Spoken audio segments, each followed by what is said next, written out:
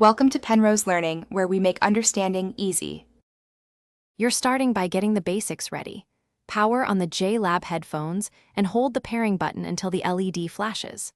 On your Chromebook, open Settings and turn Bluetooth on so it can scan nearby devices. This is necessary because Chromebooks only show active advertisers. Once done, make sure other Bluetooth devices are off or out of range to prevent automatic reconnections. This reduces pairing conflicts and speeds discovery. Now you'll connect. In Bluetooth settings, look for the JLab model name and click it. You may see a passkey or a confirmation prompt. Accept it. Chromebooks typically use a simple code to verify devices. While pairing, keep the headphones near the Chromebook and avoid touching buttons. Once the device shows connected, the Chromebook negotiates audio profiles. That's why you should wait a few seconds before testing sound, because the system switches to the correct input/output configuration.